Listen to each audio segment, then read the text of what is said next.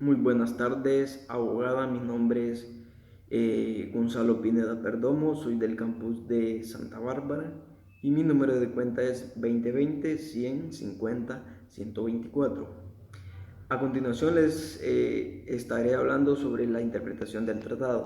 Bueno, no cabe duda que la interpretación de un tratado es un ejercicio intelectual complejo y difícil, como también de trascendental importancia, pues será determinante para la correcta aplicación y cumplimiento de sus disposiciones.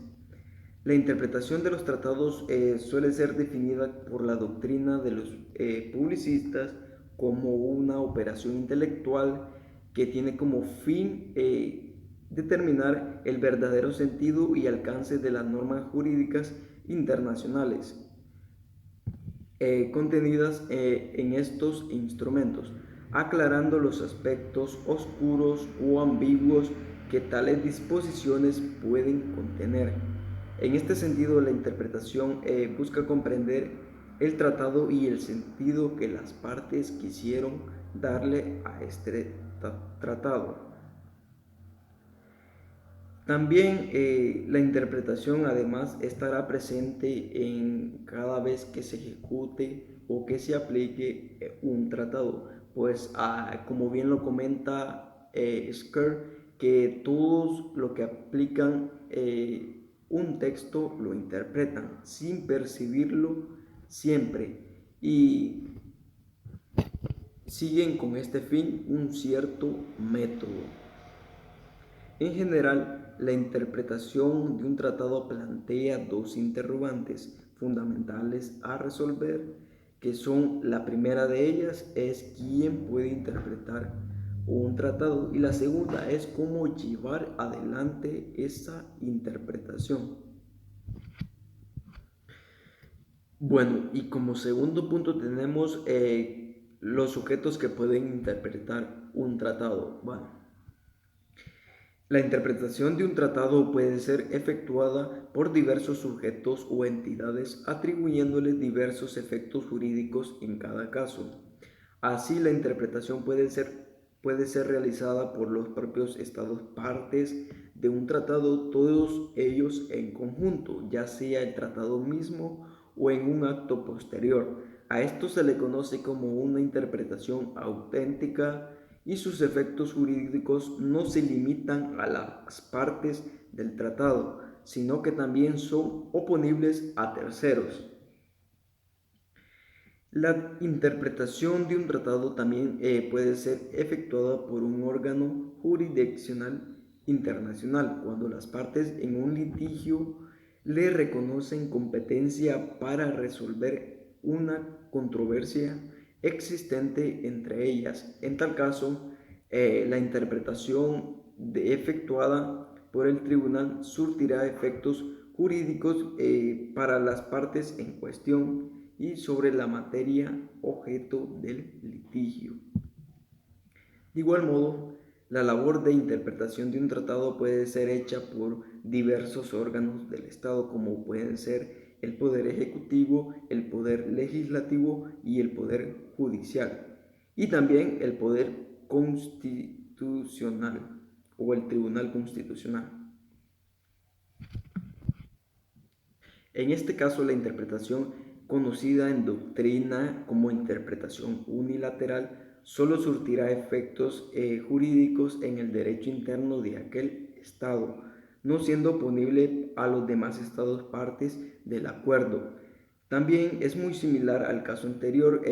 Tenemos la interpretación que pueden llevar adelante los órganos que componen una organización internacional, sea de su propio tratado constitutivo y los acuerdos de sede, hasta aquellos tratados impulsados en su elaboración y aprobación por la dicha organización. También a esto se habría que añadir la doctrina de los publicistas, que la misma que en forma individual o en asociación emite una opinión sobre los alcances de los tratados Esta interpretación, si bien carece de efectos jurídicos, ejerce una fuerte influencia en las decisiones judiciales o arbitrales internacionales. Y como último punto tenemos sobre las reglas de interpretación de los tratados según la Convención de Viena. En este caso me compete establecer cuáles son las reglas que podemos hacer uso mediante la interpretación de un tratado, las cuales están consignadas en los artículos 31 y 32 de la Convención de Viena. Como primer regla tenemos el sentido ordinario y natural de los términos.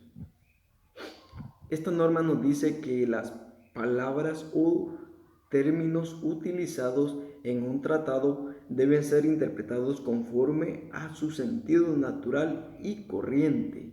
Es decir que el texto del tratado tiene un sentido y no hay necesidad de investigar más.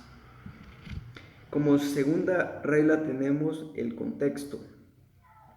Esta norma tiene como propósito interpretar las disposiciones de un tratado en un contexto de armonía y no de manera aislada. Es decir, debe de ser en su contexto inmediato y con las otras disposiciones del tratado.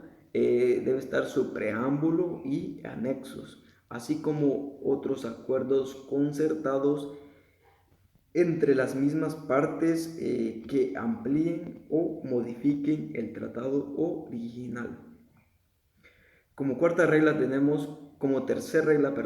tenemos la conformidad con el objeto y el fin del tratado. Esta norma carece de importancia ya que está sujeta a modificaciones. Su objetivo es determinar el propósito que pretendieron alcanzar los estados partes cuando celebraron el acuerdo, es decir, la razón que tuvieron mediante cuando redactaron el texto.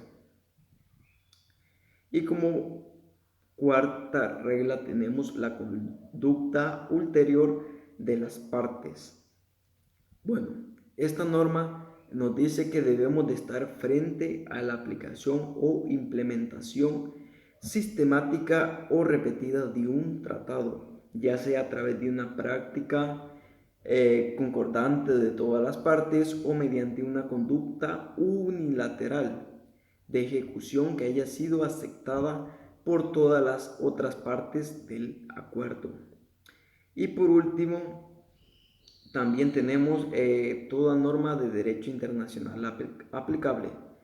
Cuando habla de toda norma pertinente del derecho internacional aplicable en las relaciones entre las partes, alude a toda costumbre bilateral, regional, universal, todo tratado bilateral o multilateral, los principios generales del derecho e incluso sentencias existentes sobre la materia, a lo que las partes se encuentran obligadas a la fecha de ser interpretado el acuerdo de dictarse sentencia. El objetivo es que todas las partes de un tratado no sean inconsistentes con las obligaciones asumidas.